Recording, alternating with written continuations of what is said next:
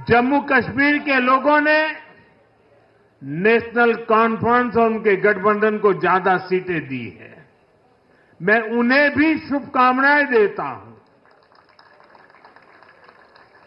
Vote प्रतिशत के हिसाब से देखें तो जम्मू कश्मीर में जितनी भी पार्टियां चुनाव लड़ रही थी उसमें वोट शेयर के हिसाब से भाजपा सबसे बड़ी पार्टी बनकर के उभरी है। कि हरियाणा के अंदर ये समझा जा रहा था कि शायद जो है वो बीजेपी हारेगी और कांग्रेस जीतेगी, लेकिन बीजेपी कहा जा रहा है कि तीसरी दफा फिर जो है वो जीत गई है।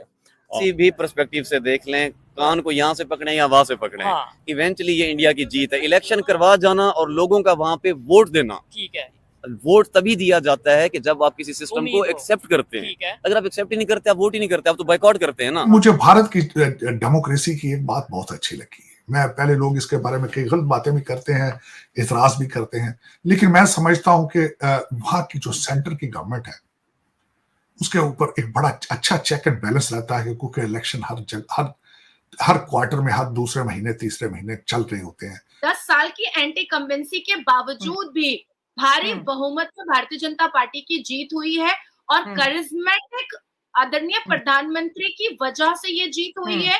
और हरियाणा के लोगों को मैं नमन करती हूँ, हर हर महादेव बोलती हूँ उन तमाम युवाओं को।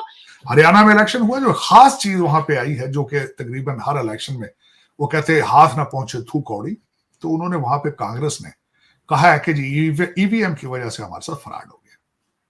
वो ईवीएम की बैटरियां जहां पे ज्यादा चार्ज थी वहां पे वो जीत गए, हम जीत गए, जिस तरह की टिपिकल बात होती है। दोस्तों, भारत स्पेशल में आपका स्वागत है। पीएम मोदी की दरियादिली का पूरा पाकिस्तान दीवाना बन गया है। अब बीते कल भारत के जम्मू कश्मीर और हरियाणा राज्य के विधानसभा चुनाव के नतीजे सामने आए, जहां एक तरफ हरियाणा में बीजेपी ने एग्जिट पोल और लोगों को गलत साबित करते हुए ऐतिहासिक जीत और हैट्रिक लगाकर तीसरी बार हरियाणा में अपनी सरकार बनाई। हरियाणा एक ऐसा राज्य माना जा रहा था जहाँ इस बार कांग्रेस आसानी से बीजेपी को हरा देती, लेकिन हुआ इसका विपरीत। बीजेपी हरियाणा की पहली ऐसी राजनीतिक पार्टी बन गई जिसने लगातार हरियाणा में तीसरी बार अपनी सरकार बनाई है। और इस बार बीजेपी बिना किसी गठबंधन के हरियाणा की सरकार में बैठेगी, क्योंकि आज तक कभी भी बीजेपी की हरियाणा में मेजोरिटी सीटें नहीं आई। और इस बार की ऐतिहासिक जीत में बीजेपी ने हरियाणा की 90 सीटों में से 48 सीटें जीत ली। और दूसरी तरफ अगर हम बात करें जम्मू कश्मीर की, जहाँ पर 370 हटने के बाद पहली बार लोकतांत्रिक चुनाव हुए। हालांकि जम्मू कश्मीर में बीजेपी अपनी सरकार नहीं बना पाई, लेकिन जम्मू कश्मीर में भी बीजेपी एक बहुत बड़ी राजनीतिक पार्टी बनकर उभरी है, जहां Jammu Kashmir national conference party और कांग्रेस पार्टी ने मिलकर 49 सीटें जीती, वहां अकेले बीजेपी ने 29 सीटें जीत ली हैं। और कश्मीर की राजनीति में बीजेपी की ये सफलता देख साफ साफ दिखाई दे रहा है कि कैसे कश्मीर के लोगों को बीजेपी की आइडियोलॉजी पसंद आ रही है। और इसीलिए पीएम मोदी ने जम्मू कश्मीर में हार के बाद भी जम्मू कश्मीर के लोगों का हृदय की गहराइयों से धन्यवाद किया, और जिसकी तारीफ आज पूरी दुनिया में हो रही है। कि मुसलमान कश्मीर के लोग बहुत तंग थे बीजेपी से, इंडियन गवर्नमेंट से। इसका मतलब है कि भाई बीजेपी वहां पे हार गई। आप इसके ऊपर क्या कहना चाहेंगे?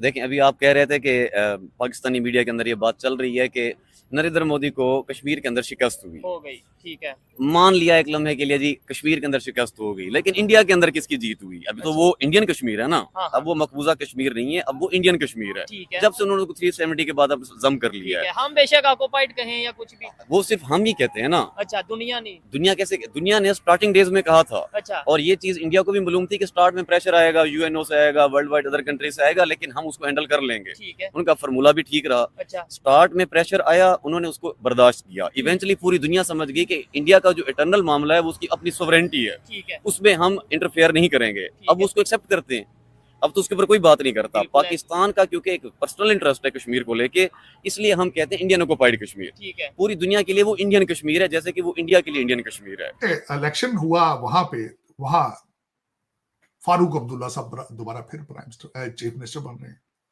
अच्छाई की मुझे कोई उम्मीद नहीं है उस जगह से।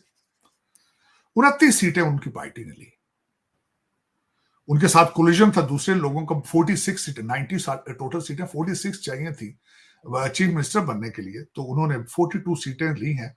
7 दूसरी सीटें उनकी दूसरी पार्टियों ने ली हैं। इस वक्त वो गवर्नमेंट बनाएंगे। कश्मीर में वो जीते हैं, जम्मू के अंदर बीजेपी जीती है, 29 सीटें उन्होंने ली। जो उन्होंने वहां पे लोगों से वादा किया था, रेस्टोरेशन ऑफ आवर पॉलिटिकल और लीगल स्टेटस, वो कहते थे इसको हम रिस्टोर करें। हालांकि उसकी उनके पास पावर नहीं है, कॉन्स्टिट्यूशन चेंज हो चुका है, सेंटर के पास पावर से ज्यादा, अभी गवर्नर ने 5 सीटें भी देनी है, पता नहीं क्या होगा, लेकिन कश्मीर की कोई अच्छी खबरें नहीं होगी।